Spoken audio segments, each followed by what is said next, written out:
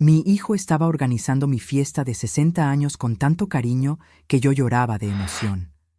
Hasta que mi esposo entró a la habitación, cerró la puerta con llave y dijo con la voz temblorosa: «Necesito mostrarte algo. No entres en pánico, pero nuestro hijo, él no es quien pensamos que es». Lo que me reveló en ese momento lo cambió todo. Y lo peor, la fiesta sería al día siguiente. Pero antes de continuar, checa si ya estás suscrito al canal y escribe en los comentarios ¿desde dónde estás viendo este video? Nos encanta saber hasta dónde están llegando nuestras historias. Mi nombre es Jimena, tengo 59 años y siempre creí que conocía a mi hijo mejor que nadie. Después de todo, fui yo quien lo arrulló en mis brazos cuando era bebé, quien cuidó cada fiebre, quien le enseñó sus primeras palabras. Durante 35 años, Mateo fue mi orgullo, mi alegría, mi propósito más grande en la vida. Trabajé duro al lado de mi esposo Javier para darle todo lo que nosotros no tuvimos: buena escuela, universidad privada, oportunidades que nuestros padres nunca pudieron ofrecernos. La fiesta de mi cumpleaños número 60 sería el sábado, en un salón elegante que Mateo había elegido personalmente en Polanco. Él venía planeándolo hace meses, mostrando fotos del lugar, hablando sobre el menú, sobre las flores que sabía que yo amaba, esas rosas blancas que siempre han sido mis favoritas desde que era joven. Veía a mi hijo tan emocionado, tan dedicado, y mi corazón rebosaba de gratitud. ¡Qué suerte la mía!, pensaba mientras doblaba servilletas que había comprado para la ocasión, tener un hijo así, tan atento, tan presente en mi vida. Mateo había crecido para ser un hombre guapo, exitoso. Trabaja en una casa de bolsa, gana bien, vive en un departamento muy padre que logró comprar con su propio esfuerzo en la Condesa. Claro que ayudamos un poco con el enganche, pero fue él quien cargó con la mayor parte. Siempre estuvimos orgullosos de eso, de haber criado a un hijo independiente, responsable, que no dependía de nosotros para todo. El jueves por la noche, 2 días antes de la fiesta, yo estaba en la recámara doblando ropa que acababa de planchar cuando Javier entró. Noté de inmediato que algo estaba diferente. Su rostro estaba pálido, con una palidez enfermiza que me asustó. Los ojos rojos como si hubiera llorado o no hubiera dormido bien. Conocía a ese hombre tras 37 años de matrimonio y sabía reconocer cuando algo estaba muy, muy mal. «¿Qué pasó?», pregunté, soltando de inmediato la ropa que tenía en las manos. Mi primer pensamiento fue la salud. Se había hecho estudios recientemente por lo de la presión alta.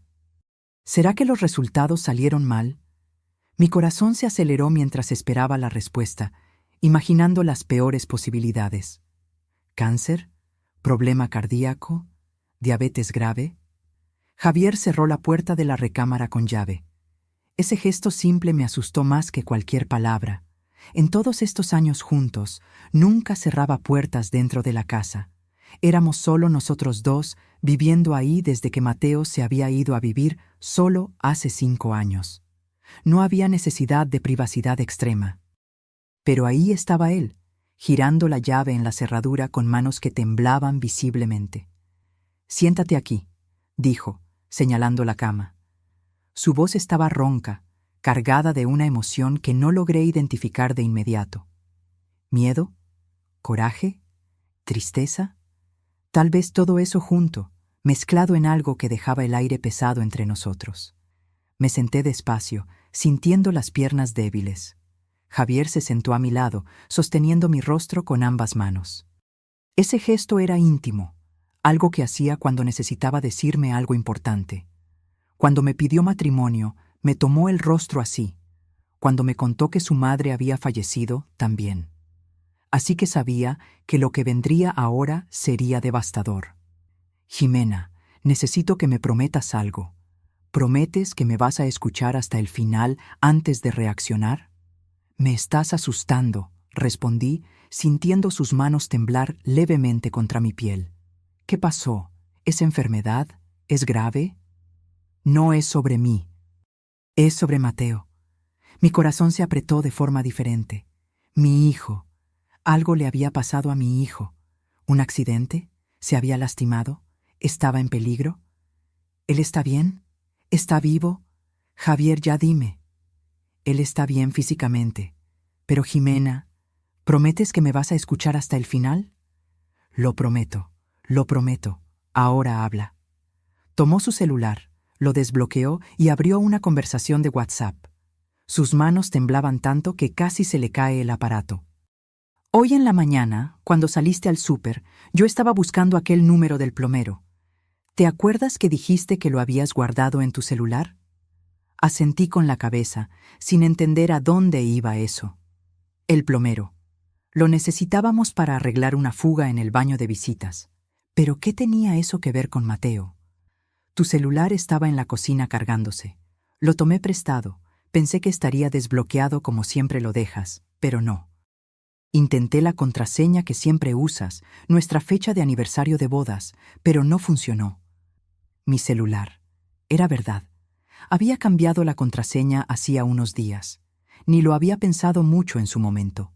Mateo lo había sugerido durante una comida aquí en la casa, diciendo que era más seguro usar algo menos obvio. Había sido idea de él, incluso. En su momento se me hizo raro. Cuestioné por qué la preocupación repentina. Pero él explicó que había leído sobre ciberseguridad en su trabajo, que las contraseñas basadas en fechas importantes eran las primeras que los hackers intentaban. Tuvo sentido. La cambié por la fecha de nacimiento de Mateo, 15 de marzo.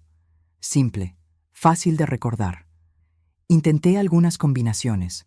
Javier continuó, con la voz cada vez más tensa, y terminé acertando. Era la fecha de nacimiento de Mateo. Logré desbloquearlo. ¿Y qué? ¿Cuál es el problema con eso? Realmente no entendía, entonces desbloqueó mi celular. ¿Y luego? El problema es lo que encontré después de desbloquear. Jimena, yo no estaba buscando nada, te juro que no.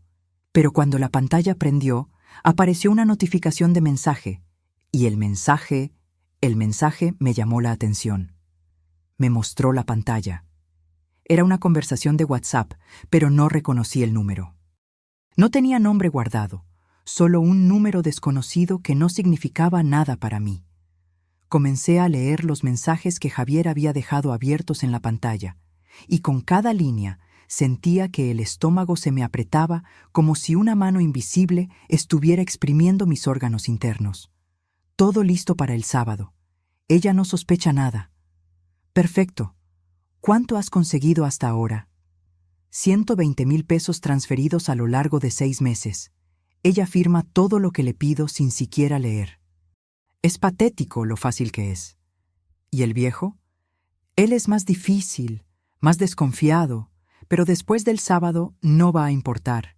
Con el poder notarial que ella va a firmar en la fiesta, tendré acceso total a todo. Mi vista se nubló. Las palabras bailaban en la pantalla. Leí y releí, tratando de encontrarle sentido, tratando de hallar otra interpretación. Eso no podía estar pasando. No podía ser real. Era algún error, alguna confusión. Alguien había clonado mi número. Era un fraude. Tenía que serlo. Javier, ¿de quién es este número? Mi voz salió en un susurro ronco, casi inaudible. Él respiró profundo antes de responder, y vi lágrimas comenzando a formarse en sus ojos. Marqué. Necesitaba estar seguro. Usé otro teléfono, el del vecino. Dije que era una equivocación. Fingí que estaba tratando de comunicarme con una empresa. Era una mujer, joven, tal vez unos 30 años por la voz. Cuando pregunté si era de la empresa Silva & Asociados, ella corrigió diciendo, no, marcó con Bianca. Luego colgué rápido antes de que sospechara. ¿Bianca? ¿Quién es Bianca? Mateo nunca mencionó a ninguna Bianca. Exactamente, nunca la mencionó. Pero seguí leyendo los mensajes, Jimena. Hay más, mucho más, y se pone peor. Deslizó la conversación hacia arriba, mostrando mensajes de los últimos meses. Mi corazón latía tan fuerte que escuchaba el pulso en los oídos, un tambor constante que apagaba todos los otros sonidos. Los mensajes eran sobre transferencias bancarias, sobre documentos que yo había firmado sin cuestionar porque confiaba en mi hijo, sobre la fiesta del sábado que debería ser una celebración, pero estaba siendo usada como una trampa. La fiesta es la jugada final. Después de que ella firme el poder general, podemos liquidar todo en cuestión de semanas. Los departamentos, las inversiones, los ahorros, todo. Vamos a ser ricos. ¿Estás seguro de que ella va a firmar sin leer? Absolutamente. Mi mamá confía en mí ciegamente. Va a estar emocionada en la fiesta, rodeada de amigos, feliz.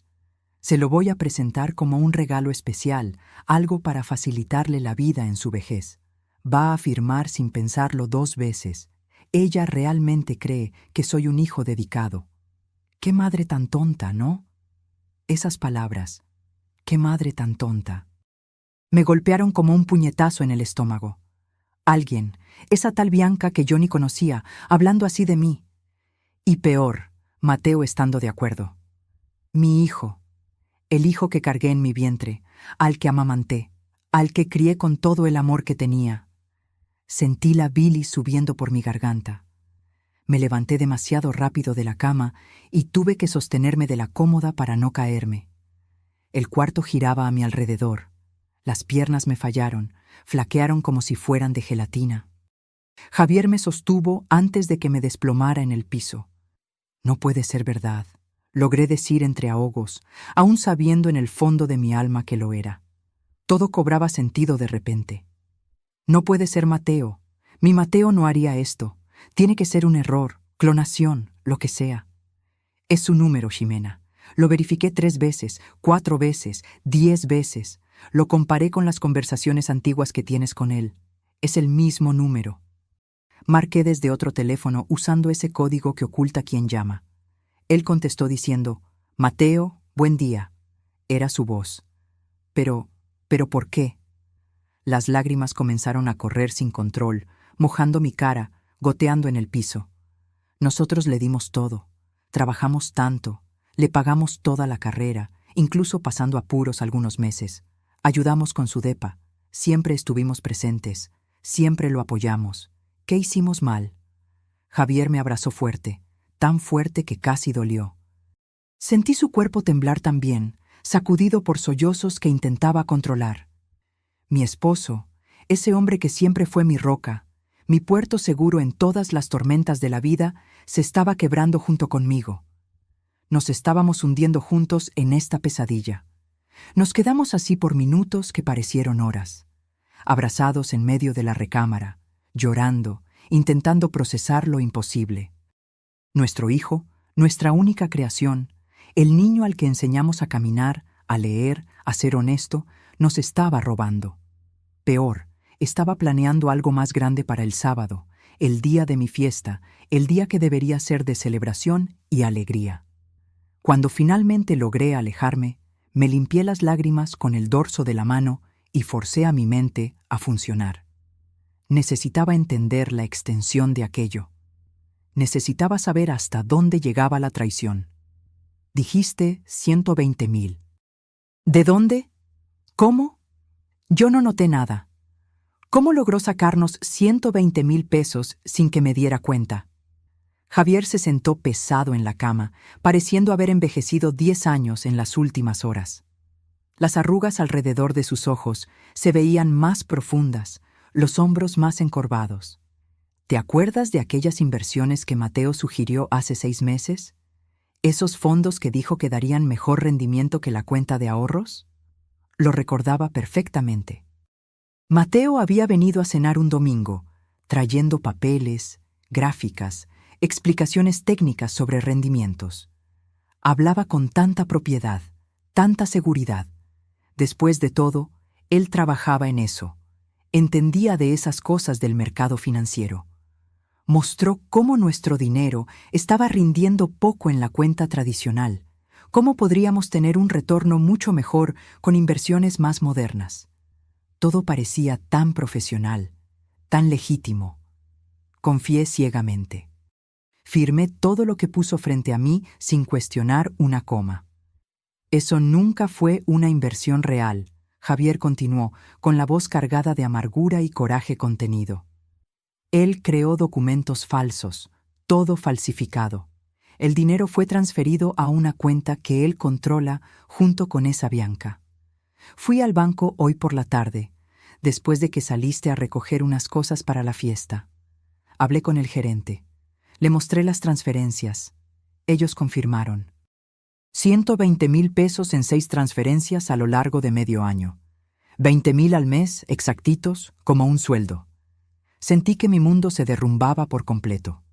Todo ese dinero, ahorros de años y años, fruto de tanto trabajo, tanto sacrificio, tantas horas extra que Javier hizo, tantos trabajos de costura que yo acepté. Y nuestro hijo, nuestra propia sangre, nos había robado como si fuéramos extraños en la calle, como si no tuviera ningún vínculo con nosotros. ¿Y ese poder notarial que mencionaron en los mensajes?, pregunté. Aunque ya sabía la respuesta, ya sentía el hielo extendiéndose por mi cuerpo. En la fiesta. Él planeó algo para el sábado. Probablemente va a aparecer con documentos bonitos, bien presentados. Va a decir que es trámite de rutina, que es para facilitarnos la vida, para que él pueda cuidar las cosas por nosotros cuando estemos más grandes. Y tú ibas a firmar, porque confías en él, porque es tu hijo. Tenía toda la razón. Yo habría firmado sin dudar, sin leer una línea, sin cuestionar, porque era mi hijo pidiéndomelo, mi hijo que siempre nos cuidó tan bien, que siempre fue tan atento. Con un poder general, Javier explicó, y vi que él había investigado sobre eso, se había informado. Él tendría acceso a todo, absolutamente a todo. Nuestras cuentas bancarias, nuestras propiedades, nuestras inversiones reales. Podría vender, transferir, vaciar todo, hacer lo que quisiera. Y nosotros no podríamos revertirlo fácilmente. Nos llevaría años en los juzgados. La realidad de aquello me golpeó como un tren a alta velocidad. No era solo dinero, era nuestra seguridad, nuestro futuro, nuestra jubilación, el resultado de 40 años de trabajo duro y honesto. Javier había empezado como técnico en refrigeración, arreglando refrigeradores y aires acondicionados en casas de la delegación Gustavo A. Madero. Yo trabajaba como costurera, haciendo ropa a la medida para las vecinas. Con el tiempo, él abrió una pequeña empresa de mantenimiento. Crecimos despacio, con mucho esfuerzo. Compramos 3 departamentos a lo largo de los años para rentarlos como ingreso extra para el retiro. Invertimos con cuidado, pensando en el futuro, en tener seguridad en la vejez. Y Mateo sabía todo eso. Conocía cada detalle de nuestro patrimonio porque siempre fuimos abiertos con él. Siempre quisimos que aprendiera sobre finanzas, sobre cómo manejar el dinero, sobre cómo construir seguridad. Le enseñamos a pescar a nuestro hijo, como dice el dicho, y él usó ese conocimiento para pescarnos como peces ingenuos. Pasé toda la noche despierta. No pude cerrar los ojos ni un minuto. Cada vez que lo intentaba, veía el rostro de Mateo de niño, luego adolescente, luego adulto. Veía todos los recuerdos que tenía de él, pero ahora manchados por el descubrimiento horrible. ¿Será que todo había sido mentira?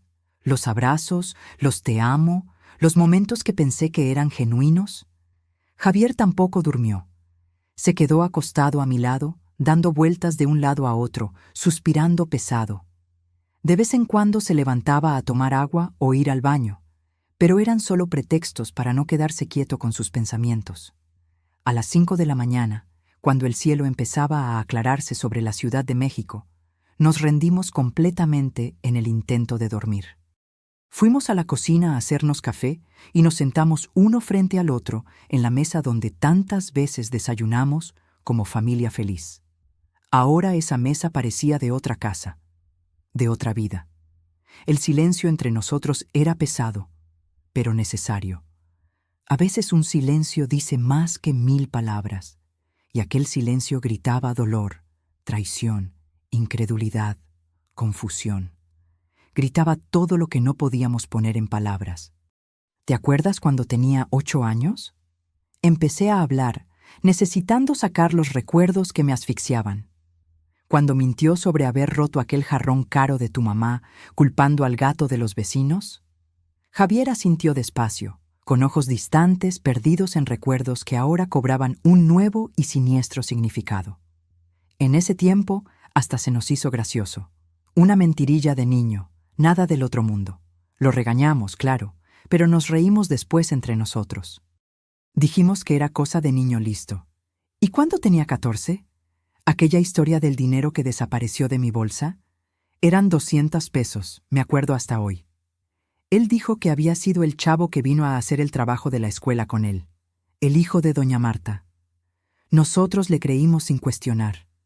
Le reclamamos a doña Marta, armamos todo aquel escándalo con la pobre señora. Y la mujer se quedó deshecha, defendiendo a su hijo con uñas y dientes, diciendo que él jamás robaría. ¿Será que fue Mateo todo el tiempo? Javier se pasó la mano por el rostro cansado, la barba incipiente raspando su palma. Probablemente fue él, y yo nunca volví a ver a doña Marta de la misma forma. Siempre tuve mis dudas con su hijo, y el chavo era inocente. La culpa de eso me apretó. ¿Cuántas otras veces le creímos a Mateo sin cuestionar? ¿Cuántas otras personas pudieron haber sido injustamente acusadas? ¿Y aquel trabajo que perdió hace 3 años? Continué, porque ahora que había empezado a jalar el hilo, necesitaba ver hasta dónde llegaba. En la consultoría financiera, él dijo que la empresa estaba recortando personal por la crisis, que a varios los despidieron junto con él. Tal vez lo corrieron por falta de probidad, tal vez robó de ahí también. Tal vez nunca sepamos la verdad sobre nada. La verdad. Aquella palabra dolía como agujas en la piel. Habíamos criado a un ladrón. ¿O siempre fue así y no quisimos verlo? Esa pregunta me corroía por dentro como ácido. ¿En qué fallamos exactamente? ¿Dimos demasiado amor? ¿Poca disciplina? ¿O simplemente nació con ese defecto de carácter que ninguna crianza, por mejor que fuera, podría arreglar? Tomamos el café en silencio, el líquido caliente bajando por la garganta, pero sin calentar el frío que sentía por dentro. A las 8 en punto, estábamos en la puerta del banco esperando a que abrieran. Fuimos los primeros clientes. El guardia abrió la puerta de vidrio y entramos directo a la oficina del gerente. El licenciado Carlos nos conocía hace años, desde que abrimos cuenta ahí. Siempre fue atento, siempre manejó nuestra cuenta con cuidado, conocía nuestra historia. Buen día, don Javier, doña Jimena. Qué sorpresa verlos tan temprano. ¿Pasó algo? Licenciado Carlos, Javier empezó, y noté que su voz estaba firme ahora, decidida, diferente de la voz quebrada de la noche anterior. Necesitamos hacer unos cambios urgentes en nuestra cuenta, cambios grandes. Explicamos la situación, omitiendo que era nuestro hijo por vergüenza. Solo dijimos que descubrimos movimientos no autorizados, que había alguien tratando de aplicarnos un fraude, que queríamos proteger el patrimonio de inmediato. El gerente, siempre profesional, no hizo preguntas demasiado invasivas. Pude ver en sus ojos que sospechaba algo más, pero respetó nuestra privacidad. «Voy a abrir cuentas nuevas a nombre de ustedes», dijo, tecleando rápidamente en la computadora. «Cuentas sin poder para terceros, sin nada, solo ustedes dos.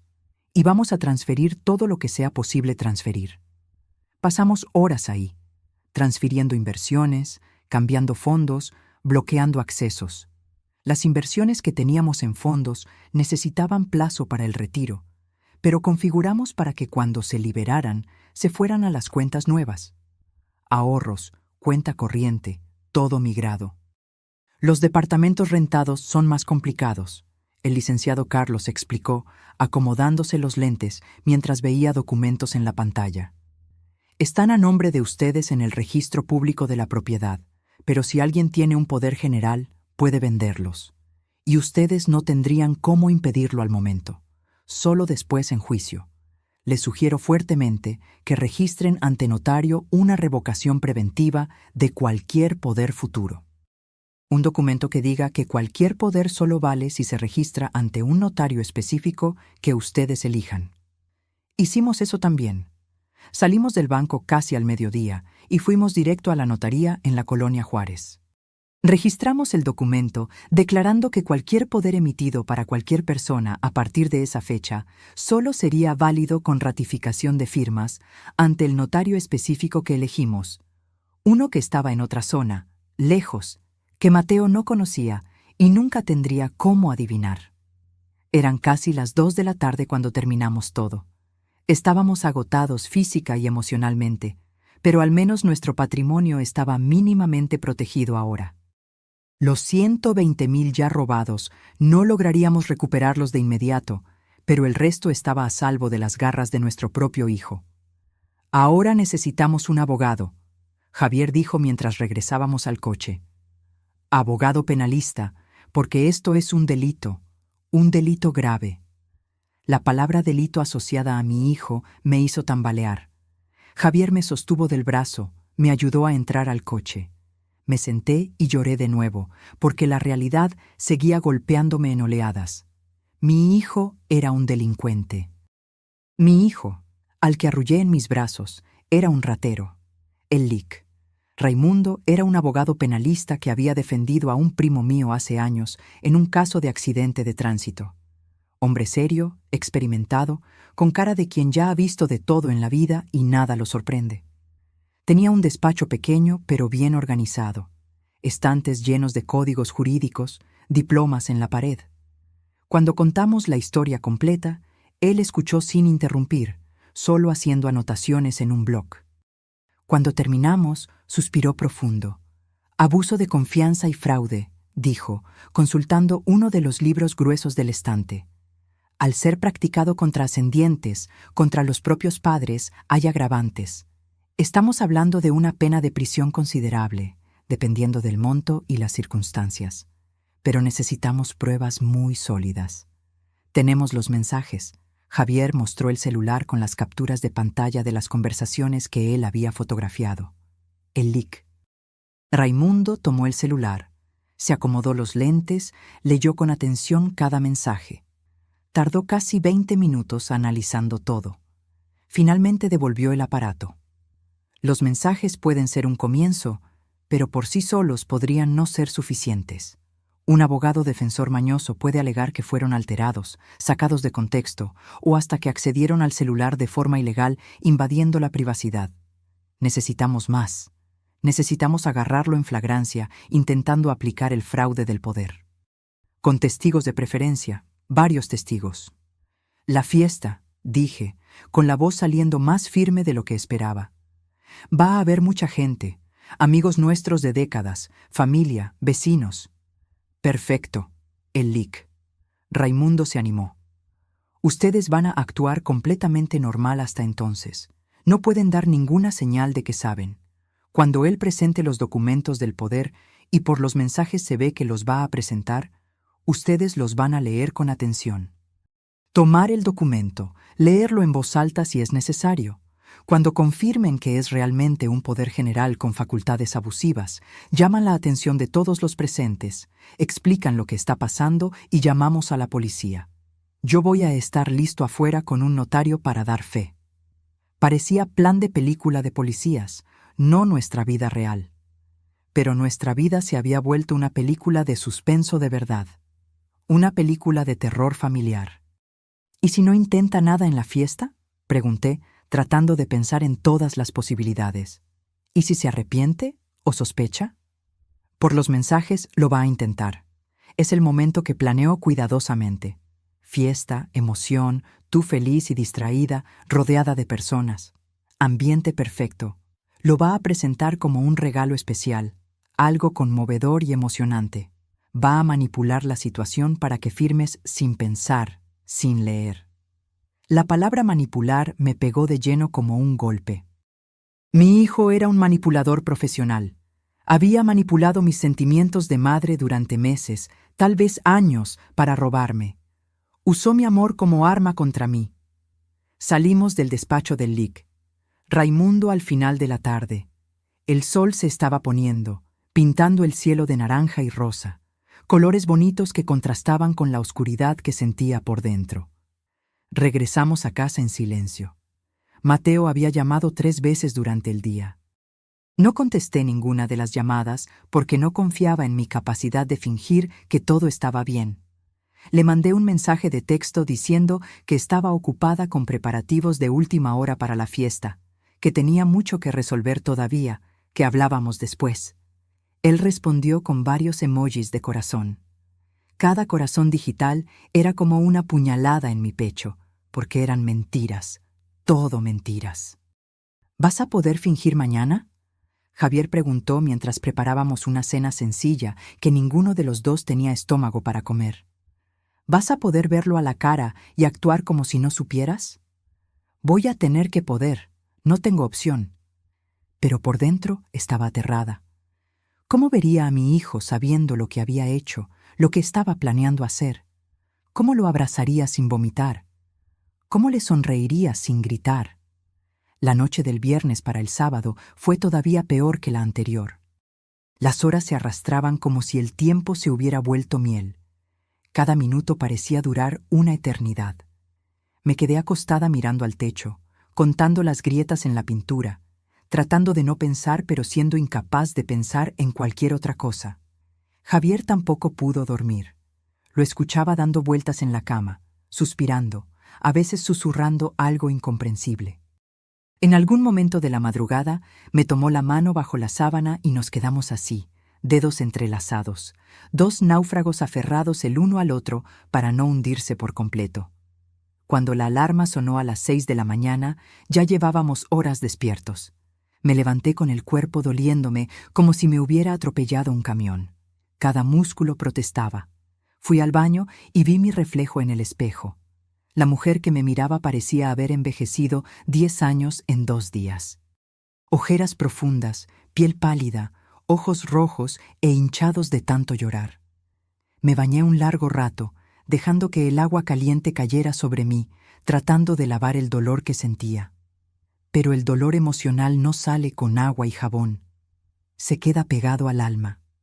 Cuando salí del baño, Javier ya estaba en la cocina haciendo café. La casa olía a pan tostado y café recién hecho, aromas reconfortantes de mañanas normales. Pero nada de aquel día sería normal. Nada en nuestra vida sería normal nunca más. Mateo llega al mediodía para comer, dije, sentándome a la mesa de la cocina. Había quedado con él la semana pasada, antes de descubrir todo.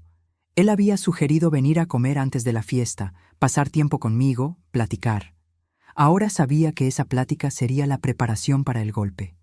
Lo sé. Vamos a lograr hacer esto, Jimena. Tenemos que lograrlo. Pasé toda la mañana limpiando la casa que ya estaba limpia, solo para ocupar las manos y tratar de distraer la mente. Acomodé cojines que ya estaban acomodados, sacudí polvo que no existía, organicé cajones que ya estaban organizados. Necesitaba hacer algo con las manos o me iba a volver loca. Javier intentó ver la televisión, pero notaba que no estaba viendo realmente nada. Solo miraba la pantalla sin ver, sin procesar. Sus ojos estaban distantes, perdidos en pensamientos terribles. Hice la comida que a Mateo le gustaba, puntas de filete a la mexicana, su plato favorito desde niño. Frijolitos refritos, arroz rojo, tortillas calientes, todo como a él le gustaba. Mientras cocinaba, lloré de nuevo. Las lágrimas caían en la olla mientras movía la salsa. ¿Cuántas veces hice esa comida con amor? ¿Cuántas veces Mateo comió agradeciendo, halagando, pidiendo la receta? Y todo el tiempo estaba planeando destruirnos. Cuando el timbre sonó a las 12 en punto, mi corazón se aceleró tan fuerte que necesité apoyarme en la barra de la cocina. Respiré profundo 3 veces, como la terapeuta que tuve hace años me había enseñado. Inhala, exhala, inhala, exhala, inhala, exhala. Yo abro, Javier dijo, y vi que él también estaba nervioso. Sus manos temblaban mientras caminaba hacia la puerta. Me puse mi mejor sonrisa falsa en el rostro y esperé. Ahí estaba Mateo, mi hijo. 1,75 m de estatura, cabello oscuro peinado con gel, vistiendo una camisa de vestir azul claro, pantalón de vestir oscuro, zapatos cafés boleados, sonrisa amplia en el rostro, ojos brillantes, cargaba un ramo enorme de rosas blancas y una bolsa de una tienda cara. ¡Mamá! Me abrazó fuerte y tuve que hacer un esfuerzo sobrehumano para no apartarme, no empujarlo, no gritar. Sentí el olor de su loción, la misma que usaba hace años. Sentí el calor de su cuerpo contra el mío y sentí asco. ¡Feliz cumpleaños! 60 años, No aparentas ni 50. Gracias, hijo. Las palabras salieron mecánicas, automáticas, sin emoción genuina. Rogué para que no se diera cuenta. Entró, saludó a Javier con un abrazo también, ese abrazo de hombres con palmaditas en la espalda. Me entregó las flores, tus favoritas, rosas blancas, para la cumpleañera más guapa del mundo. Tomé las flores con manos que temblaban levemente. Fui a la cocina a ponerlas en un florero, aprovechando para respirar profundo lejos de él. Aquellas flores que siempre amé ahora parecían manchadas, sucias por la falsedad de quien las trajo. Mateo sacó una botella de tequila caro de la bolsa. Reconocí la marca. Era un tequila reposado que costaba por lo menos 2,000 pesos. Para brindar hoy, antes de la fiesta oficial en la noche. Este tequila es especial, mamá. Lo compré en una boutique de licores. El vendedor dijo que es perfecto para celebraciones importantes. Claro que era caro. Estaba usando nuestro propio dinero robado para comprarnos regalos. La ironía dolía. Nos sentamos a la mesa. Serví la comida, el arroz, los frijoles. Todo con movimientos mecánicos, tratando de parecer normal mientras por dentro gritaba, mientras quería aventarle la olla caliente en la cabeza. «Mamá, ¿estás bien? Te ves un poco cansada», Mateo comentó mientras se servía una porción generosa. Ansiosa por la fiesta. Mentí, y la mentira salió sorprendentemente fácil. Ya sabes cómo me pongo nerviosa con estas cosas. Tantas personas, tanto planeamiento. Él sonrió comprensivo, esa sonrisa de hijo dedicado. Va a ser perfecto, mamá. Preparé cada detalle pensando en ti. Las flores que amas, la comida que te gusta, la música que va a tocar tu corazón. Va a ser una noche inolvidable. Cada detalle. Incluyendo el momento en que me iba a engañar para firmar el poder y robarme completamente. Inolvidable de verdad, pero por los motivos equivocados. Comimos con una conversación que parecía normal para él, pero era una tortura para mí. Mateo hablaba animadamente sobre su trabajo en la casa de bolsa, sobre nuevos clientes que había conseguido, sobre inversiones que estaban rindiendo bien. Cada palabra sobre dinero era una ironía dolorosa. Cada vez que decía inversión, yo pensaba en los 120,000 que nos había robado. Por cierto, dijo mientras tomábamos café después de comer, limpiándose la boca con la servilleta. Tengo una sorpresa para ti. Bueno, de hecho 2 sorpresas. Aquí venía. Sentí a Javier tensarse a mi lado en la silla. Sostuve la taza de café con más fuerza. La primera es que conseguí algo increíble para ti y para mi papá. ¿Te acuerdas que siempre quisiste conocer París? Asentí. Era un sueño viejo de verdad. Desde joven veía fotos de la Torre Eiffel, de los Campos Elíseos, del Museo del Louvre, y soñaba con conocerlos. Pero nunca tuvimos dinero de sobra para viajes internacionales. París se quedó siempre como un deseo distante, algo para hacer un día cuando nos jubiláramos. Pues ya está. Conseguí a través de la oficina un paquete promocional increíble. 2 semanas en París, todo pagado. Hotel 4 estrellas, boletos de avión, algunos tours incluidos. Sería mi regalo de cumpleaños para ti, mamá, para que realicen ese sueño finalmente. Mis ojos se llenaron de lágrimas, pero no por las razones que Mateo imaginaba. Lloraba porque él estaba usando mi sueño, mi deseo más antiguo para engañarme. Estaba manipulando mi corazón. Pero hizo una pausa dramática, como actor de telenovela.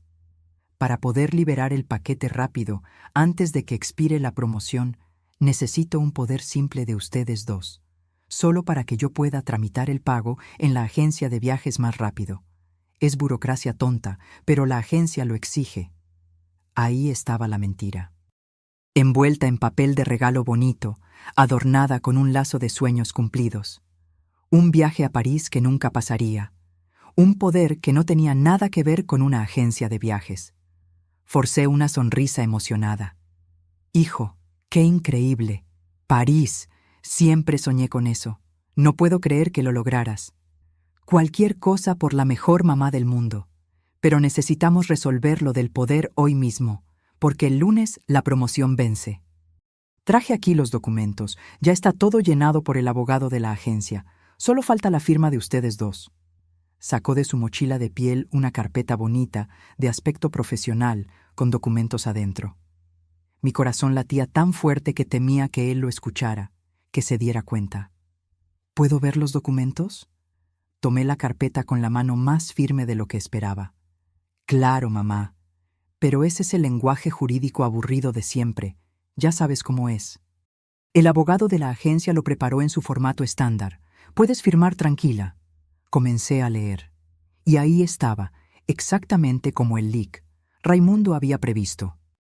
Un poder general e irrevocable, otorgándole a Mateo Silva facultades para administrar, gestionar, vender, comprar, hipotecar, transferir bienes muebles e inmuebles, realizar transacciones bancarias de cualquier naturaleza, manejar cuentas corrientes, de ahorros e inversiones, firmar documentos y toda una lista enorme de facultades.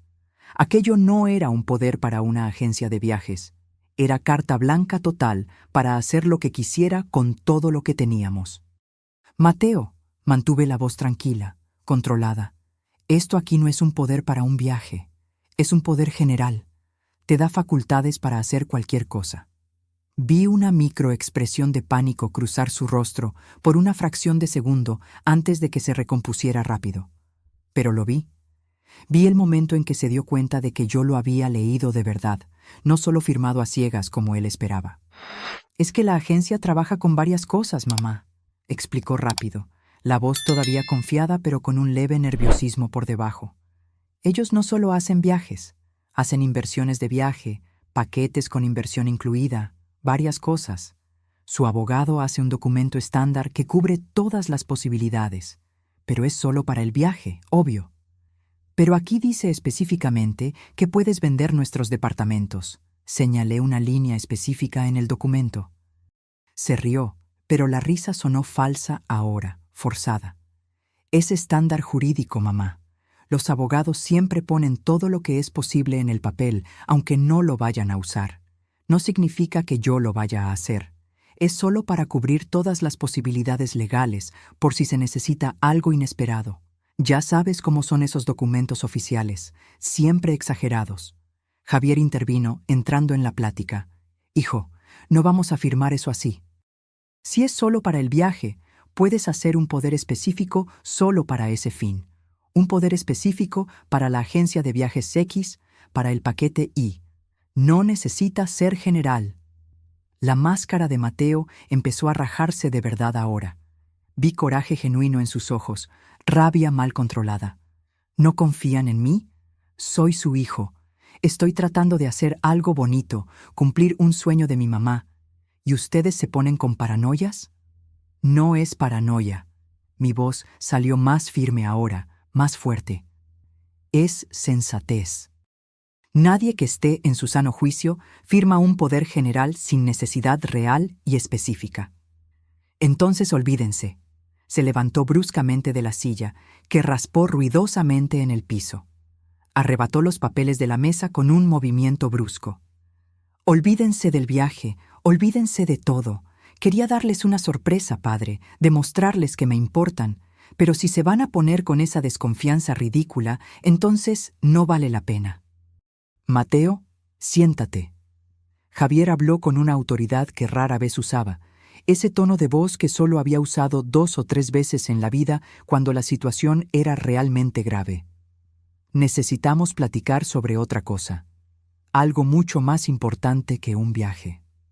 Mateo se sentó despacio, todavía sosteniendo los documentos, tratando de mantener la expresión de hijo ofendido, pero sin lograr esconder completamente el miedo que empezaba a aparecer en sus ojos. Hijo, empecé, y mi voz tembló un poco, pero seguí de todos modos. ¿Dónde están los 120,000 pesos? El silencio que siguió fue ensordecedor. El tipo de silencio que precede a una explosión o a un colapso total. Mateo se quedó completamente inmóvil por varios segundos, procesando la pregunta, entendiendo las implicaciones. El color se le fue de la cara. Se puso blanco como un papel, luego rojo intenso. Abrió la boca, la cerró, la abrió de nuevo. ¿Qué? ¿Qué 120,000? Su voz salió débil, tratando de ganar tiempo. No finjas, Mateo. Mi voz salió mucho más dura de lo que esperaba, cargada de meses de coraje comprimido. No hagas más eso. No finjas que no sabes. Los 120,000 pesos que nos robaste en los últimos 6 meses con esa historia de las inversiones falsas. Vi el momento exacto en que se dio cuenta de que ya no tenía salida, que habíamos descubierto todo. Fue como ver una máscara hacerse pedazos. La expresión de hijo dedicado desapareció, reemplazada por algo más frío, más calculador. Cambió de táctica completamente. De las negativas pasó directo a los ataques, a echarnos la culpa a nosotros. ¿Ustedes revisaron mis cosas? ¿Invadieron mi privacidad? ¿Leyeron mis mensajes privados? ¿Qué clase de padres hacen eso? ¿Qué clase de hijo le roba a sus propios padres? Reviré. Vimos los mensajes, Mateo, todos. Las pláticas con Bianca, con tus cómplices, con todo el mundo involucrado en esta historia sucia. Sabemos absolutamente todo. Se levantó de nuevo, esta vez con rabia genuina explotando a la superficie. Aventó los documentos del poder sobre la mesa con fuerza. Ustedes no tienen ningún derecho de juzgarme. No saben nada de mi vida, de mis necesidades. No saben lo que es necesitar dinero de verdad, lo que es tener deudas pesadas, cuentas que no pueden esperar. Siempre lo tuvieron todo. Siempre fueron los correctitos. Siempre tan perfectos. Trabajamos por cada centavo que tenemos. Javier rebatió, también levantándose ahora, quedando frente a frente con su hijo. Nada nos cayó del cielo. Cada departamento, cada inversión fue conquistada con trabajo honesto. Sudor honesto. Y yo también trabajo. Trabajo hasta tarde, lidio con presión, con clientes exigentes. Pero nunca es suficiente. Ustedes tienen 3 departamentos, inversiones gordas, dinero guardado a montones. Yo tengo la cuenta en rojo, deudas que no paran de crecer, una vida cara que mantener en la Ciudad de México. ¿Entonces la solución es robar? ¿Robarle a tu propia familia? ¿A los padres que te criaron, que te dieron todo? Lo tomé prestado. Iba a devolver cada centavo en cuanto lograra organizar las cosas. ¡Mentira! Mi voz salió fuerte, gritando por primera vez. Mentira descarada. En los mensajes hablan claramente de liquidar todo, de vender nuestros departamentos, de dejarnos sin nada y largarse al extranjero. Eso no es pedir prestado. Eso es un robo planeado, calculado, frío. Mateo no respondió. Solo miraba al piso, con las mandíbulas tensas, las manos cerradas en puños. ¿Quién es Bianca?, pregunté, queriendo oírlo de su boca. No es nada de ustedes. Mi vida privada no es asunto suyo. ¿Es tu cómplice? ¿Tu novia? ¿Las dos cosas? ¿A ella se le ocurrió la idea o a ti? Se rió, pero era una risa amarga, sin humor alguno. Bianca es alguien que me entiende de verdad, que sabe que en la vida tienes que tomar lo que quieres, no quedarte esperando herencias de padres que probablemente van a vivir hasta los 90 años gastándoselo todo mientras tu vida se pasa. Aquellas palabras dolieron más que cualquier bofetada. Él quería que nos muriéramos pronto. Tal vez no estaba planeando matarnos activamente como algunos casos que salen en las noticias, pero deseaba nuestra muerte anticipada para poder heredar. Vamos a ir a la policía, Javier declaró con voz firme y decidida. Hoy mismo. Inmediatamente. ¿Van a ir con qué pruebas?, Mateo desafió, recuperando un poco de la arrogancia. ¿Mensajes que tomaron invadiendo mi privacidad sin permiso? Eso no va a servir de nada. Cualquier abogado lo tumba fácil. Tenemos las pruebas bancarias. Las transferencias están todas documentadas. Tenemos este poder fraudulento que intentaste hacerme firmar. Lo tenemos todo. Mateo se rió de nuevo, pero era una risa desesperada ahora, de quien está acorralado. ¿Saben qué va a pasar si me denuncian? Se lo voy a contar a todo el mundo que conozco. Toda la colonia, todos sus amigos de décadas, todos los vecinos, todo el mundo va a saber que los padres perfectos, la pareja modelo, criaron a un ladrón, que fracasaron completamente como padres. La vergüenza los va a perseguir el resto de su vida. Y van a saber también exactamente lo que hiciste, respondí, manteniendo la voz firme a pesar de estar temblando por dentro. ¿Qué clase de persona eres realmente? No hay forma de que salgas de esta pareciendo una víctima. Me miró entonces con algo que nunca había visto antes en los ojos de mi hijo. Odio puro, sin diluir, sin disfraces. La clase de persona que ustedes criaron, mamá. Piénsenlo bien antes de juzgarme. Si soy esto, fue porque ustedes me hicieron así. Tomó su mochila con un movimiento brusco y salió de la casa azotando la puerta con tanta fuerza que el cuadro en la pared se movió. Nos quedamos ahí, Javier y yo, parados a la mitad de la sala, en silencio absoluto. Escuchamos su coche arrancar allá afuera, las llantas rechinando en el pavimento mientras se iba a toda velocidad. Me desplomé en el sofá. Las piernas ya no me sostenían. Javier se sentó a mi lado y me abrazó, y nos quedamos así, aferrados el uno al otro mientras la realidad de lo que acababa de pasar nos golpeaba en oleadas sucesivas. La fiesta, recordé después de minutos o tal vez horas paralizada. La fiesta es a las 7 de la noche. ¿Él va a aparecer allá? No tengo idea, pero nosotros sí vamos. Y si él aparece, si tiene el descaro de aparecer después de esto, vamos a exponer todo lo que hizo ante todos los invitados. Las horas hasta la fiesta fueron las más largas y tortuosas de mi vida. Traté de arreglarme, bañarme, ponerme el vestido azul que había comprado especialmente para esta ocasión especial. Me miré al espejo y vi a una mujer de 60 años a punto de tener el peor cumpleaños de su vida. El vestido que debería hacerme sentir guapa solo parecía ropa de funeral. Llegué al salón a las 7:15 con Javier. El lugar estaba realmente lindo. Mateo se había lucido con la decoración, gastando dinero que probablemente era nuestro sin saberlo. Rosas blancas por absolutamente todos lados, cientos de ellas, perfumando el aire. Luces suaves creando una atmósfera romántica. Mesas montadas con manteles elegantes de lino blanco, arreglos florales en cada una. Una mesa enorme con dulces finos, bocadillos sofisticados, un pastel de 3 pisos. Todo lo que siempre soñé para una fiesta especial. Pero ahora, toda esa belleza parecía un escenario falso de teatro, una decoración vacía de significado. Los invitados fueron llegando puntualmente. Primos que no veía hacía años, amigos de hace 4 décadas, compañeros de trabajo actuales y antiguos, vecinos de varias etapas de la vida. Todos me abrazaban con cariño genuino, me felicitaban, decían que me veía muy bien. Yo sonreía, agradecía, actuaba como si mi mundo no se hubiera desmoronado por completo, como si mi corazón no estuviera hecho pedazos. Llegaron las 8. Nada de Mateo. Las 9. Nada. Algunos invitados empezaron a preguntar dónde estaba él. Después de todo, había sido el organizador de todo aquello. Inventé una excusa diciendo que lo habían llamado para una emergencia en el trabajo, que llegaría más tarde, que pidió que empezáramos sin él. A las 9:30, mi celular sonó. Un número que no reconocí inicialmente. Contesté alejándome del ruido de la fiesta, yendo a un área exterior más tranquila. ¿Mamá? Era Mateo, pero la voz estaba completamente diferente. No era la voz arrogante de hacía unas horas. Era una voz asustada, quebrada, desesperada. ¿Qué quieres, Mateo?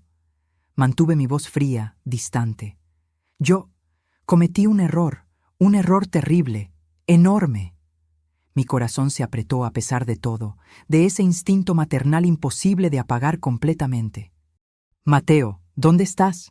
¿Qué pasó? No importa dónde estoy, solo quería decir que lo siento mucho, por todo, por cada cosa que hice, y que ustedes tenían razón en absolutamente todo. ¿Dónde estás? Repetí, preocupación genuina mezclada con coraje. Bianca, sollozó, y era un sollozo real, no fingido. Ella no es quien yo pensaba. Ella, Dios mío, mamá, ella me engañó por completo. ¿Cómo que qué? ¿Qué pasó? Se llevó todo. Todo el dinero que les quité a ustedes, todos mis ahorros propios, todo lo que tenía. Dijo que iba a esperar a que yo consiguiera el resto con el poder, que luego nos íbamos a repartir y desaparecer juntos. Pero se peló. Se llevó todo y desapareció. No contesta el teléfono. Me bloqueó de todas las redes. Se esfumó por completo. ¿Justicia poética o tragedia?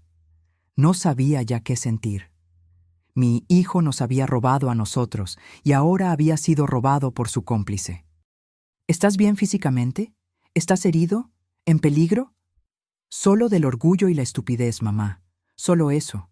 Arruiné absolutamente todo. Perdí todo.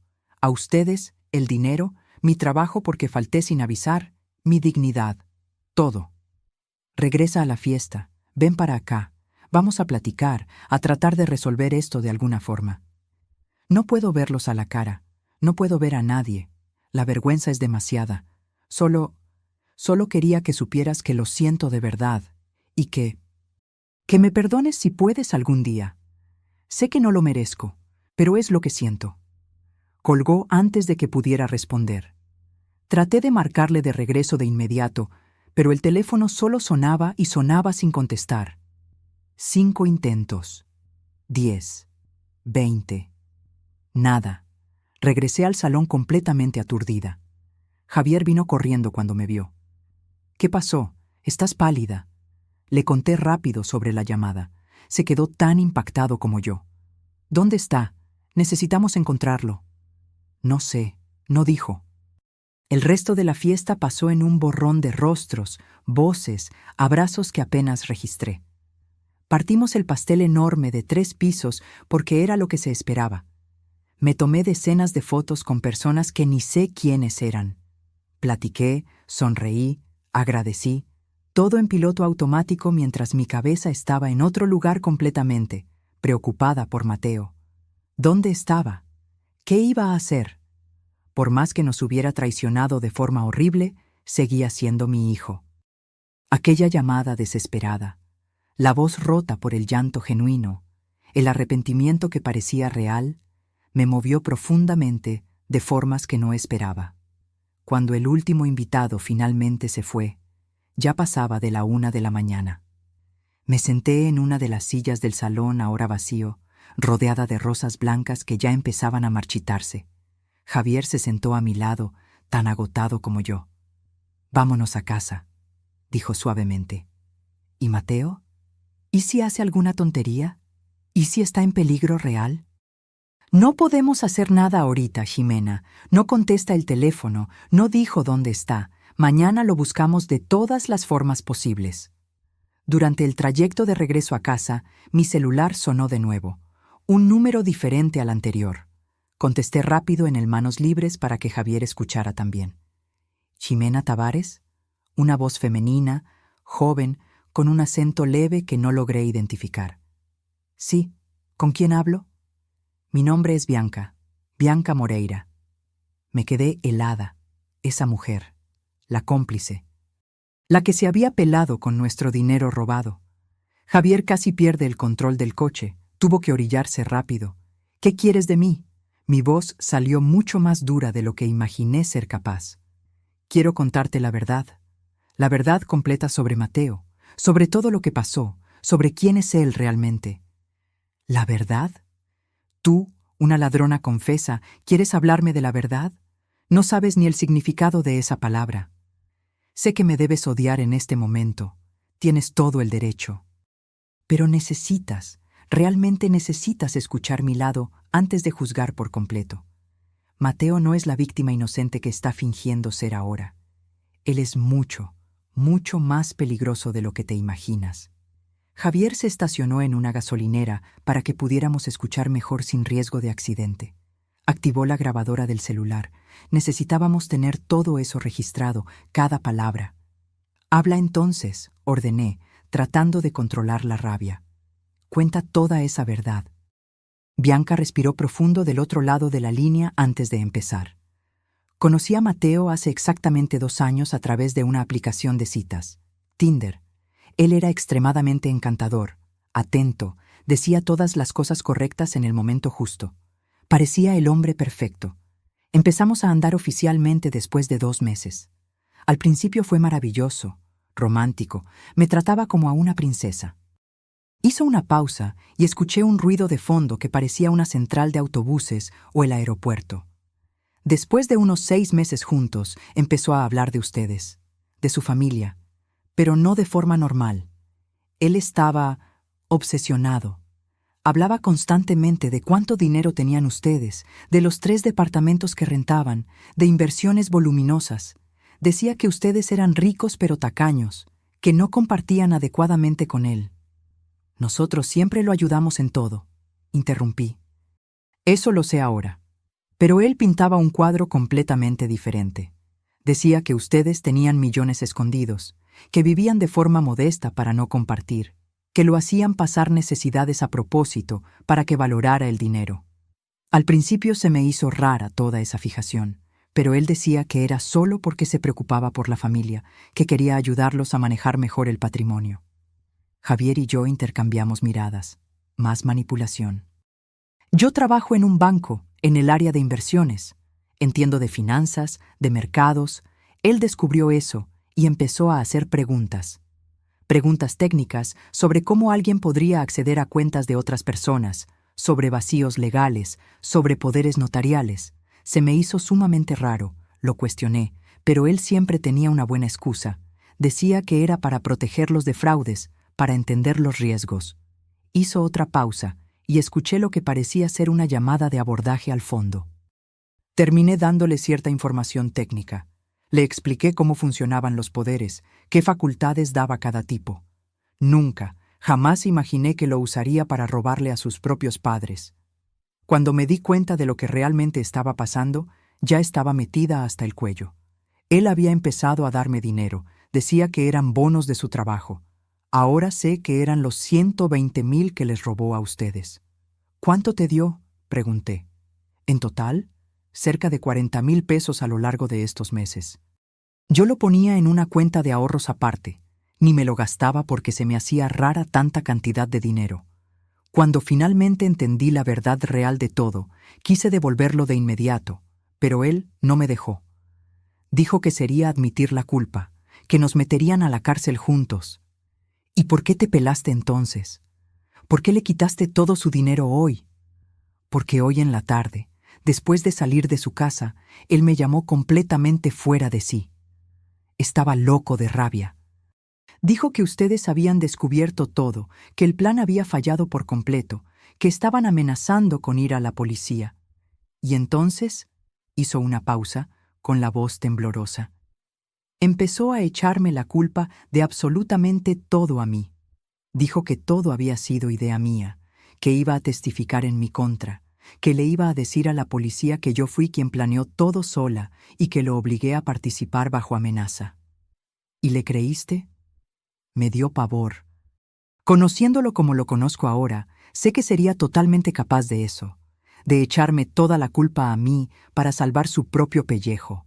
Así que tomé el dinero que tenía, tanto lo que él me había dado como los ahorros propios de él que guardaba en mi departamento, y salí de la ciudad. ¿Dónde estás exactamente ahorita? Central del Norte, en la Ciudad de México. Voy a tomar un autobús para Querétaro en las próximas horas. Tengo familia allá, una hermana que me puede ayudar. Pero antes de irme, antes de desaparecer, necesitaba contarles la verdad. Mateo va a tratar de echarme toda la culpa a mí cuando lo agarre la policía. Ya empezó a hacerlo.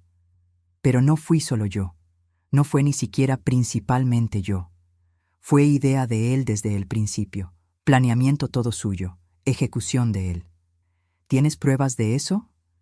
Tengo muchas, mensajes donde explica el plan a detalle, audios que grabé a veces de las pláticas, porque estaba empezando a sospechar y quería protegerme. Se los voy a mandar todos ahorita mismo, y me voy a presentar ante la policía en Querétaro voluntariamente. Quiero hacer un trato, quiero contar todo lo que sé, quiero que pague por lo que les hizo a ustedes y a mí. En los minutos siguientes, mi celular empezó a recibir archivo tras archivo. Conversaciones en texto detallando cada paso del fraude planeado. Audios de Mateo explicando con una frialdad aterradora cómo manipularnos, cómo ganarse nuestra confianza todavía más antes del golpe final, cómo hacer parecer que el poder era un regalo inocente. En uno de los audios, que debía tener unos 10 minutos, se reía. Se reía genuinamente mientras hablaba de lo ingenua que yo era, cómo confiaba ciegamente en él, lo fácil que sería engañarme. Cada risa era como un cuchillo en el corazón. Escuchar aquello fue una de las cosas más dolorosas y humillantes de mi vida entera. Jimena, Bianca volvió a hablar. Sé que no tengo ningún derecho de pedir nada, pero quería que supieras que lo siento de verdad. De verdad lo siento. Me dejé manipular por él. Fui ambiciosa queriendo dinero fácil. Fui una completa tonta. Pero nunca, jamás quise destruir a una familia. Pero la destruiste de todos modos, intencionalmente o no. Lo sé, y voy a pagar por eso de varias formas. Pero Mateo va a pagar más, mucho más, porque él no tiene remordimiento verdadero alguno. En aquel último audio que mandé, el más largo, escucha hasta el final, especialmente los últimos minutos. Habla sobre un siguiente paso en caso de que ustedes se resistieran. Colgué y busqué el audio más largo en la lista que ella había enviado. Era de casi 25 minutos. Empecé a escucharlo con Javier. Mateo hablaba con Bianca sobre el plan del poder a detalle minucioso, sobre la fiesta, sobre cómo después de eso iban a liquidar todo rápido y largarse al extranjero donde nadie pudiera rastrearlos. España, tal vez, o Argentina. Y entonces, en los minutos finales del audio, dijo algo que me hizo dejar de respirar. ¿Y si se resisten mucho? ¿Y si se niegan a firmar el poder sin importar qué tan bien se los presente? Silencio en el audio. Luego, Bianca, ¿qué vas a hacer en ese caso? Tengo un plan B ya pensado. Mi papá tiene problemas del corazón desde hace años.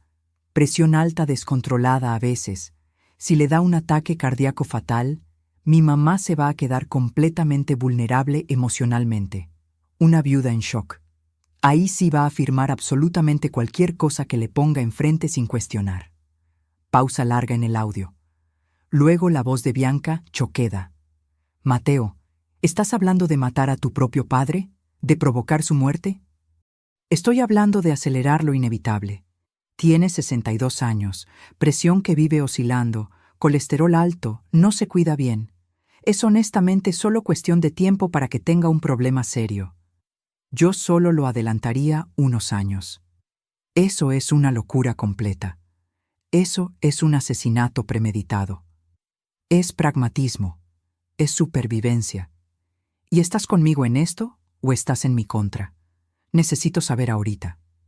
El audio terminaba ahí abruptamente, como si ella hubiera apagado la grabadora con prisa.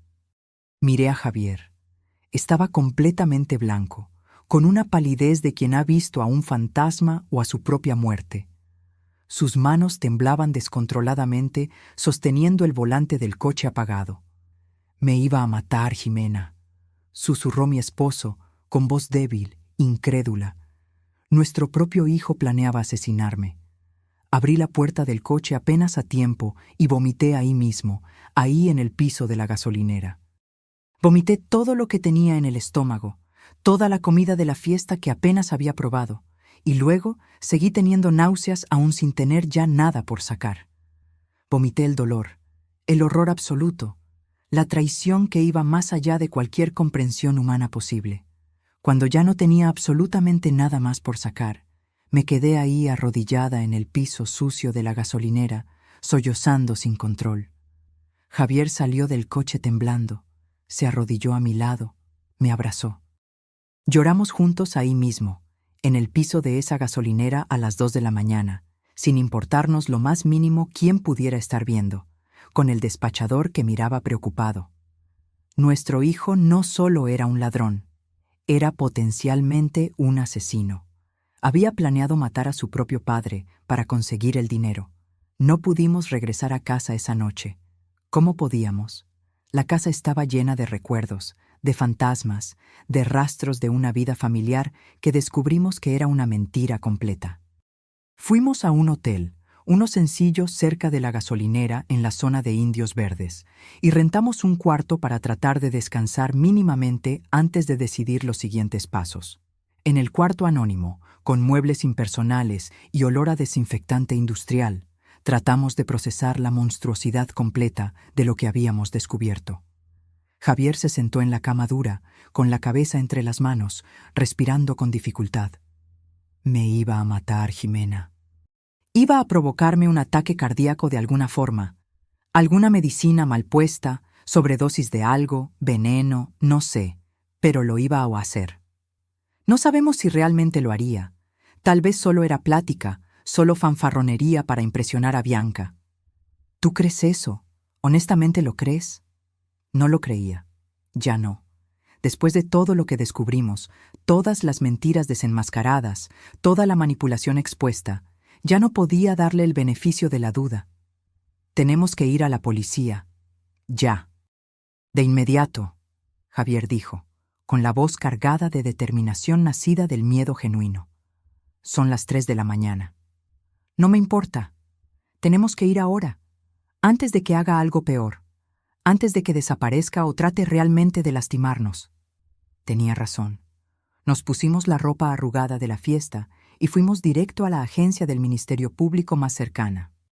La delegación de guardia era un lugar triste a esa hora, con iluminación fluorescente demasiado fuerte, olor a café viejo y papel, algunas personas esperando atención en bancas incómodas.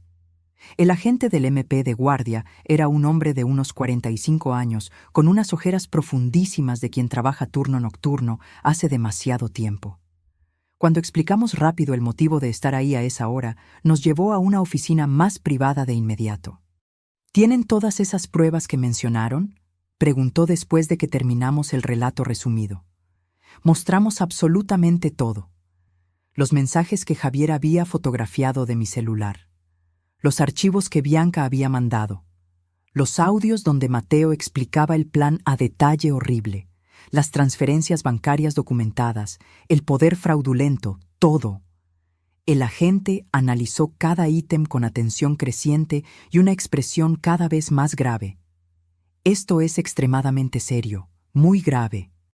Fraude, abuso de confianza, y este último audio sobre planear provocar la muerte, sacudió la cabeza. Planeación de homicidio.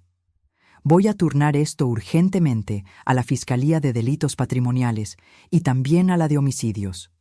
Van a tener que repetir toda la declaración allá, pero ya voy a hacer el registro inicial. Pasamos horas ahí. El sol estaba saliendo cuando finalmente salimos, con un número de carpeta de investigación registrado, con fecha programada para dar declaración formal en la Fiscalía Especializada el lunes por la mañana. Regresamos al hotel. Nos bañamos. Tratamos de dormir unas horas, pero fue básicamente imposible. ¿Cómo apagar la mente después de todo esto? El domingo amaneció lluvioso, apropiadamente sombrío. Nos quedamos en el cuarto del hotel la mayor parte del día, solo pidiendo comida por aplicación, tratando de reunir fuerzas emocionales para lo que vendría por delante. Mateo no llamó, no mandó mensaje. Silencio absoluto de su parte. ¿Dónde andará?, me encontré preguntando en voz alta. No sé, y honestamente ya no me importa. Javier respondió, pero vi en sus ojos que era mentira. Le importaba y mucho, porque era su padre, y el amor de padre no muere fácil ni ante una traición horrible. El lunes a las 9 de la mañana estábamos en la Fiscalía Especializada como se acordó. La licenciada Mariana Silva, fiscal encargada, era una mujer de unos 50 años, con el cabello completamente canoso, recogido en un chongo riguroso, expresión que mezclaba la dureza profesional necesaria con comprensión humana genuina. ¿Cuántos hijos tienen?, fue su primera pregunta después de las presentaciones formales. Solo a Mateo, respondí, con la voz todavía ronca de tanto llorar en los últimos días. Me imagino. Realmente me imagino lo inmensamente difícil que debe ser estar aquí haciendo esto. Denunciar al propio hijo. Pero hicieron absolutamente lo correcto al venir con nosotros. Repetimos todo el relato, ahora grabado oficialmente. Cada detalle, cada descubrimiento, cada traición. Tardó horas. La fiscal hacía preguntas específicas, revisaba fechas, verificaba consistencias. Cuando terminamos, Ella tenía una pila de documentos, grabaciones, todo organizado metódicamente. Voy a solicitar una orden de aprehensión contra Mateo Silva. También contra Bianca Moreira, aunque ella se haya presentado voluntariamente en Querétaro como mencionaron. Se movilizarán equipos de inmediato. ¿Tienen idea de dónde pueda estar?, preguntó. No tengo la menor idea. Tiene su propio departamento en La Condesa, pero dudo mucho que esté ahí. Rastrearon su número de teléfono. Estaba apagado desde el sábado por la noche. Revisaron sus tarjetas. El último movimiento había sido el sábado a las 6 de la mañana en un cajero automático, el retiro máximo permitido de 8,000 pesos. Podía estar literalmente en cualquier lugar. Lo vamos a encontrar, la licenciada Mariana dijo con convicción. Puede tardar algunos días o hasta semanas dependiendo de dónde se esté escondiendo, pero lo haremos.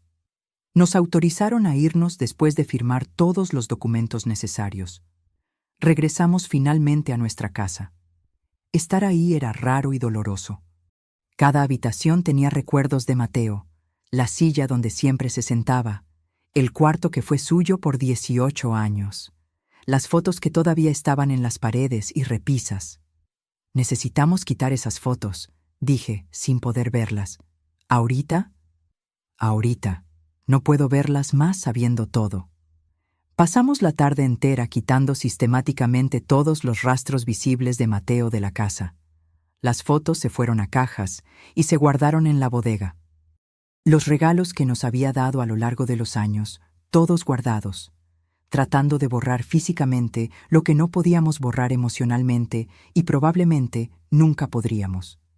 Los días siguientes fueron de espera angustiosa. Martes, miércoles, jueves, ninguna noticia. Mateo simplemente se había esfumado. Yo oscilaba entre la rabia y la preocupación. Rabia por lo que había hecho. Preocupación porque seguía siendo mi hijo y podía estar en peligro o haciendo algo desesperado. El viernes por la tarde, finalmente la licenciada Mariana llamó. Encontramos a Mateo. Mi corazón se aceleró violentamente. ¿Dónde? En un hotel barato en Cuernavaca. Estaba usando un nombre falso, pero hicimos un barrido en hoteles de la región usando su foto. El encargado de uno de ellos lo reconoció. No opuso resistencia al arresto. Lo están trayendo ahorita para la Ciudad de México. Deben llegar en aproximadamente 1 hora. ¿Quieren estar aquí cuando llegue? Miré a Javier cuestionándolo silenciosamente. Él pensó por un largo momento y luego asintió despacio. Necesitábamos verlo, por más doloroso que fuera. Vamos a estar ahí. Llegamos a la fiscalía a las 5:30 de la tarde. Esperamos en una sala pequeña e incómoda, tomando café horrible de máquina automática, contando los minutos eternos. A las 6:15 llegó una camioneta de la policía. A través de la ventana sucia vimos cuando bajaron a Mateo. Estaba esposado, con la cabeza baja, una postura completamente derrotada. Ropa que traía puesta hacía días, arrugada y sucia. Barba de varios días. El cabello desordenado. Parecía haber envejecido 10 años en una semana. Nos vio cuando lo llevaban hacia adentro del edificio. Se detuvo por completo, con los ojos muy abiertos por el shock. Abrió la boca como si fuera a decir algo, pero el agente lo empujó suavemente para que siguiera caminando antes de que lo lograra. ¿Quieren hablar con él?, la licenciada Mariana preguntó. No es obligatorio, pero a veces ayuda al proceso de investigación, y puede darles algún tipo de cierre emocional a ustedes. No, respondí de inmediato, automático. No tengo absolutamente nada que hablar con él. Pero la licenciada Mariana insistió con voz gentil. Realmente puede ayudar, para el caso judicial, pero principalmente para que ustedes procesen todo esto emocionalmente. El cierre es importante. Terminamos aceptando a regañadientes. Nos llevaron a una sala de interrogatorio fría e impersonal. Mateo ya estaba ahí, sentado, esposado, con un abogado joven de la Defensoría de Oficio al lado, pareciendo agotado. Entré a esa sala de interrogatorio sintiendo como si estuviera flotando fuera de mi propio cuerpo. Nada parecía completamente real.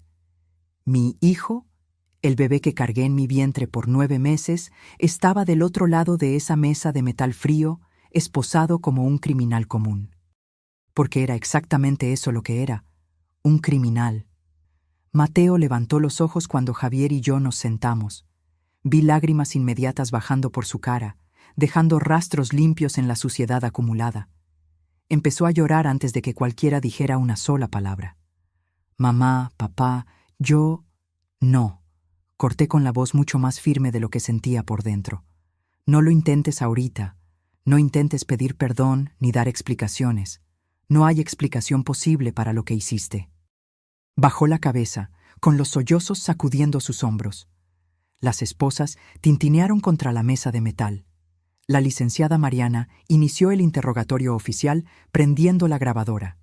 Mateo Silva, vamos a revisar los hechos. Confirma haber desviado 120,000 pesos de sus padres a lo largo de los últimos 6 meses a través de inversiones fraudulentas. Silencio largo.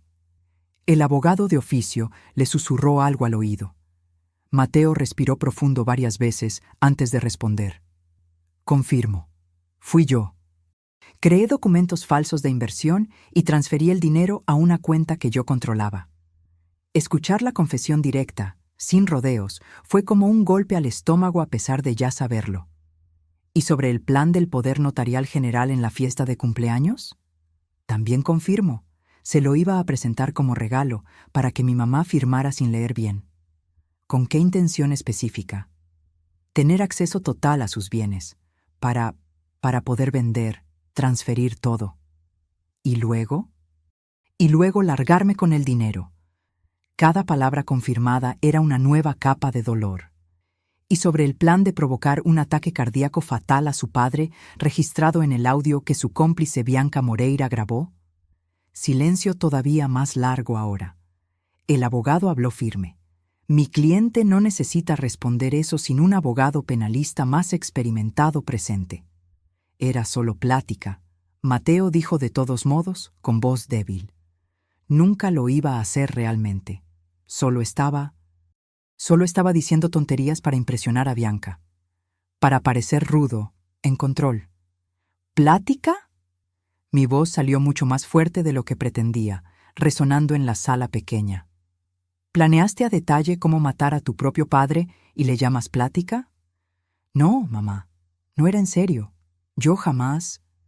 ¿Cómo podemos creer cualquier cosa que digas?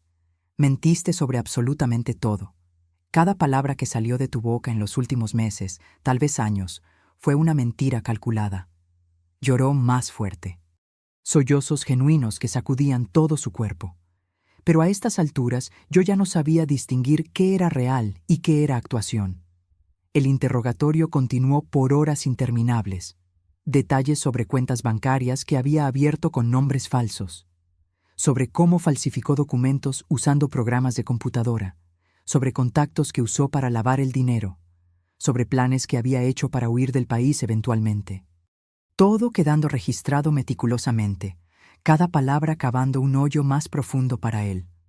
Cuando la licenciada Mariana finalmente apagó la grabadora oficial, ya pasaba de las 10 de la noche.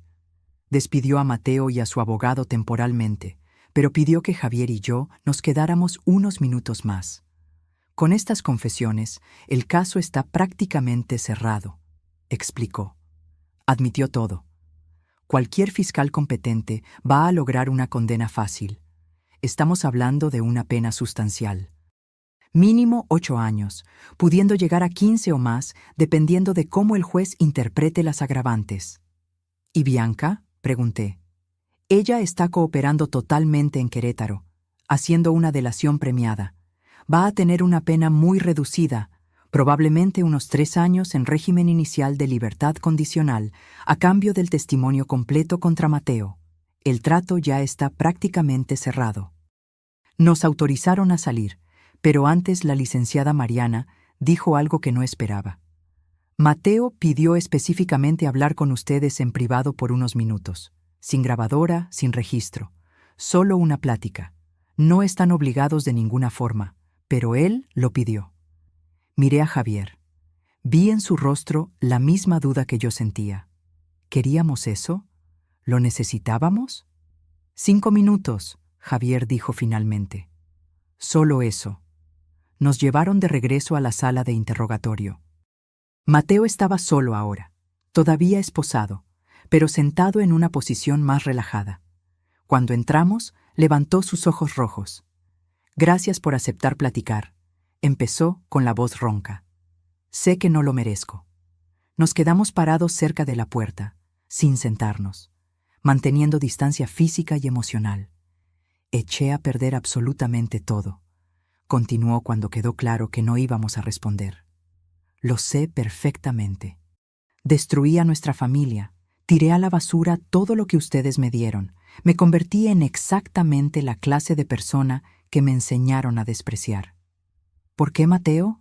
La pregunta salió de mí antes de que pudiera controlarla. Solo dime por qué.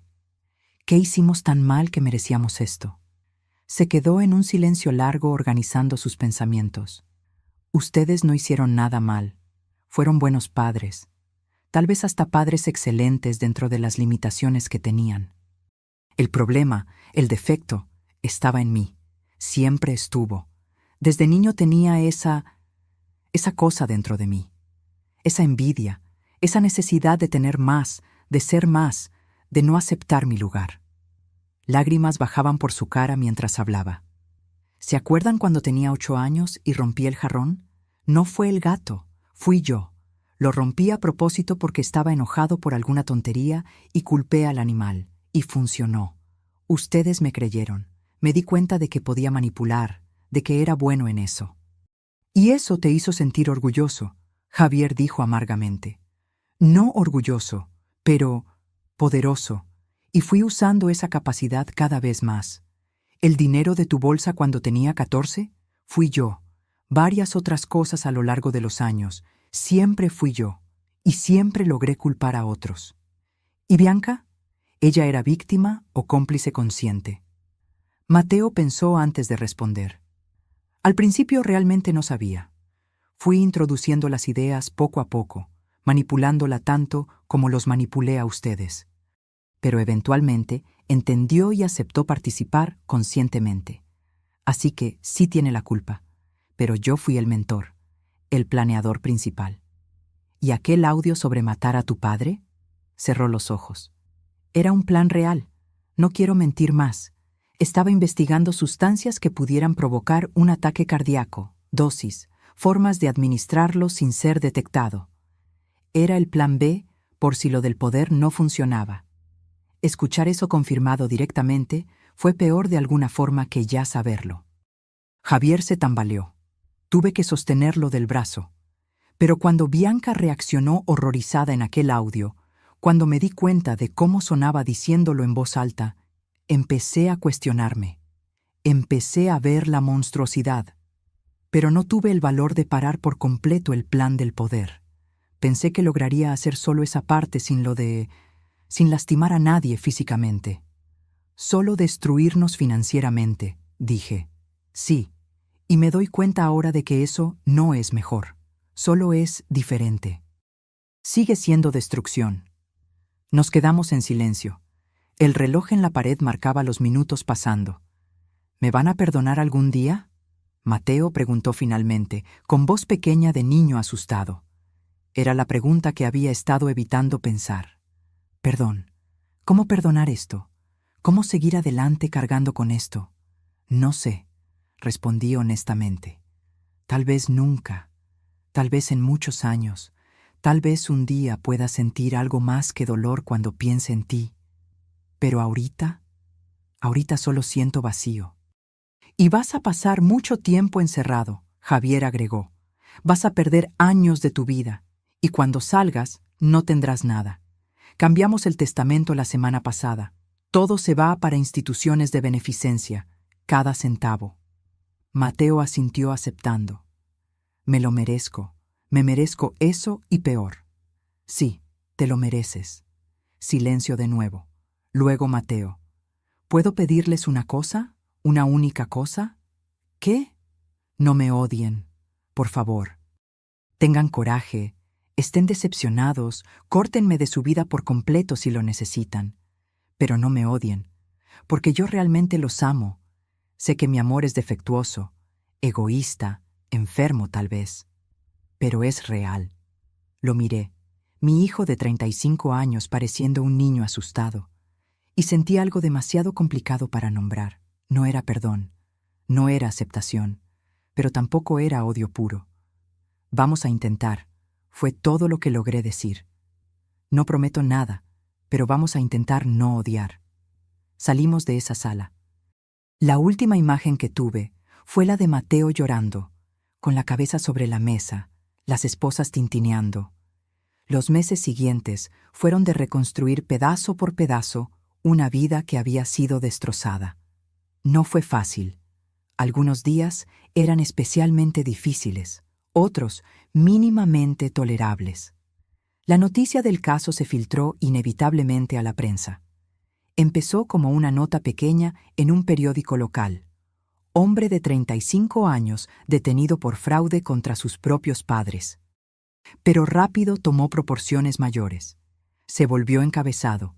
Hijo planeaba asesinar a su padre para robar herencia. Fraude familiar movido por la ambición. Abuso de confianza en familia choca a la Ciudad de México. Nuestro rostro estaba en todos los periódicos, todos los sitios de noticias. Reporteros acamparon literalmente frente a nuestra casa por semanas. Los vecinos nos miraban con una mezcla de lástima y curiosidad morbosa. Algunos amigos se alejaron, tal vez por no saber cómo actuar. Otros se volvieron todavía más cercanos. Tuvimos que dar algunas entrevistas para tratar de controlar la narrativa, para que no inventaran historias todavía peores. Conté resumidamente los hechos en la fiscalía con reporteros presentes. La policía lo permitió porque era un caso de interés público. Los periódicos publicaron con títulos cada vez más amarillistas. Nos volvimos un caso nacional. Y con la exposición vinieron los juicios públicos. Comentarios de personas que no nos conocían, que nunca habían pasado por nada parecido, juzgando nuestras decisiones. ¿Cómo una madre le hace eso a su propio hijo? ¿El dinero vale más que la sangre? Podían haberlo resuelto en familia sin meter a la policía. Esa madre es muy fría, no tiene corazón. Cada comentario dolía. Pero en el fondo sabía que habíamos hecho lo correcto. La alternativa era ser completamente destruidos. El juicio se programó finalmente para 8 meses después del arresto. En ese tiempo, Mateo se quedó en prisión preventiva, sin derecho a fianza, considerando la gravedad y las evidencias abundantes. Bianca cumplió el trato. Testificó totalmente contra Mateo. Le dieron una sentencia de 3 años y medio, con beneficios de libertad bajo fianza por su cooperación. Ya fue trasladada a un centro de reinserción femenina, donde cumpliría parte de la pena. Durante los meses de espera, mi vida cambió radicalmente. Dejé de trabajar definitivamente. Ya no lograba la concentración necesaria. Javier también pidió una incapacidad por estrés. Vendimos uno de los 3 departamentos que teníamos. Necesitábamos dinero para los abogados y también para empezar de nuevo de alguna forma. Usamos parte del valor para hacer una donación grande a un instituto que ayudaba a víctimas de fraude familiar, transformando nuestro dolor en ayuda para otros.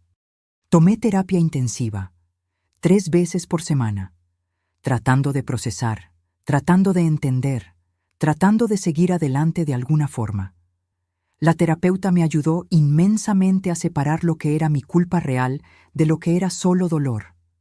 Usted no crió a un monstruo, repetía. Usted crió a un hijo de la mejor forma que supo. Él tomó decisiones propias, decisiones de adulto.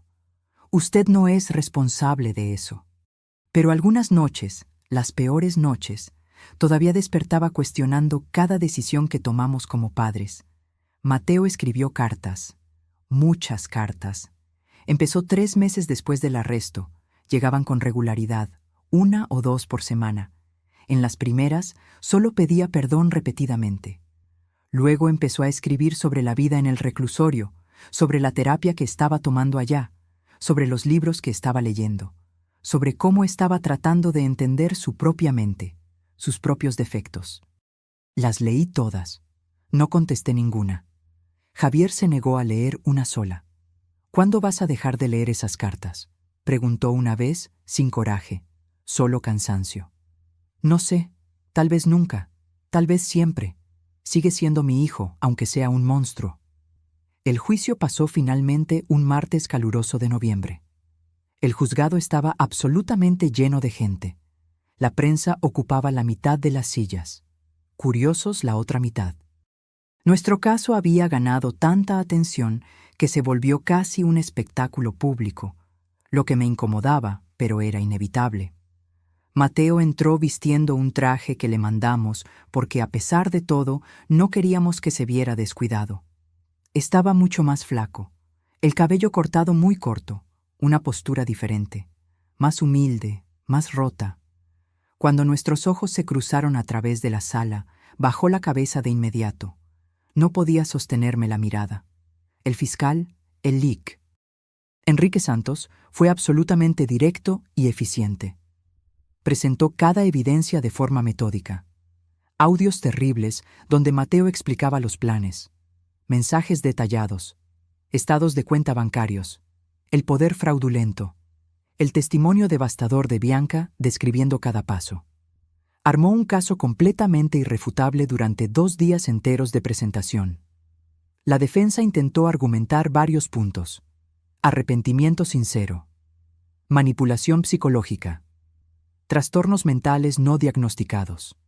Pero contra la montaña de pruebas concretas, los argumentos sonaban vacíos. Me llamaron a testificar el tercer día. Me senté en esa silla, puse la mano sobre la Constitución y conté toda nuestra historia. El descubrimiento horrible, el miedo, la traición, el dolor inenarrable de descubrir que tu propio hijo te quería destruir. Cuando el fiscal preguntó qué esperaba del juicio, respiré profundo. Espero justicia, no venganza, solo justicia apropiada para los delitos cometidos. Porque mi hijo necesita entender que las acciones tienen consecuencias, que no puede vivir lastimando a las personas sin pagar un precio. Y tal vez, solo tal vez, el tiempo en prisión le permita reflexionar de verdad, cambiar genuinamente, volverse una mejor persona algún día. El jurado deliberó por casi 10 horas, las horas más largas y angustiantes imaginables. Nos quedamos esperando en el pasillo, Javier y yo, sin hablar mucho, solo existiendo uno al lado del otro. Finalmente, a las 8 de la noche, nos llamaron de regreso. La tensión en la sala era palpable cuando entramos. Mateo estaba visiblemente temblando. El secretario del juzgado se levantó.